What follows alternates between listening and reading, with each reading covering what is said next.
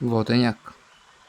The Slavs believed that every water has its own soul, or a demon that feeds on human souls and drowns people, and they called this demon Vodenjak, Serbian, Vodyanoy, Russian, water spirit, or devil.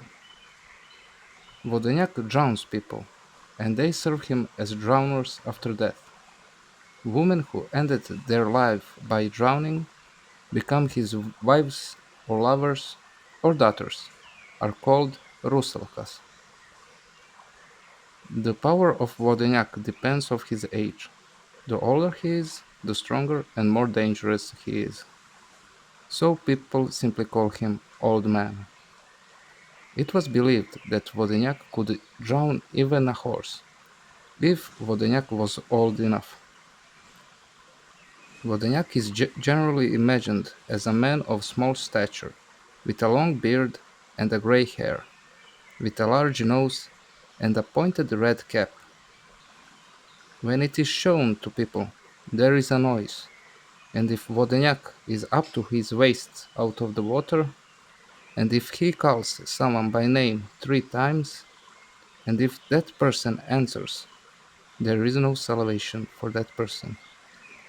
From Slobodan Zečević, Mythological Creatures of Serbian Tradition, I will single out a quote from Sima Trojanović. During my childhood, in Shabbats, boatmen warned baiters that there was a man-like creature living in the Sava River. With a tail like a snake, some added. They called him Gamza. He was constantly on the lookout from whom he is going to drown, and in the quarter he would look to lure everyone and entangle them with his tail, so that they could not save themselves. Vodenjak is not essentially a bad demon. Like most Slavic demons, agreements were made with Vodenjak, and these agreements are mostly disastrous for people. Vodenjak fulfills every agreement, but everything depends on the man and man's greed.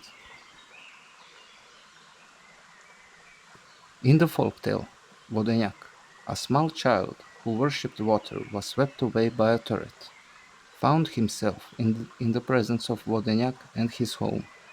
The child was crying, wanting to go to his parents, and Vodenjak tempted the little child. So for 3 days he took him away to the more and more beautiful palace, and gifted him with more and more beautiful and better toys. But the child wanted to see his parents, so the Vodenjak in the end allowed it. And they remained for the rest of their lives in the mutual relationship in which the child loved the water and the water loved him.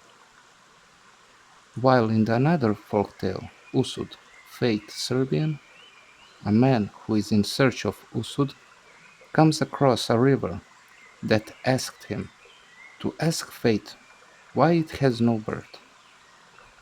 When the man finished his speech with Usud, he first asked the river to take him across the shore, so he could tell her why it has no birth. When the man reached the shore, he ran as fast as he could and said to the river, "You river, you have no birth, because you have not drowned anyone yet." There are stories that fishermen made sacrifices to Vodenjak to answer their prayers and give them a good catch. Bringing back the first caught fish was considered a sacrifice to Vodenjak, but it was also believed that Vodenjak also liked tobacco, so fishermen would say a spell before throwing some tobacco into the water. "Here is your tobacco, give me some fish," they would say. But they also believed that Vodenjak loves stories, so fishermen would make up stories to please Vodenjak.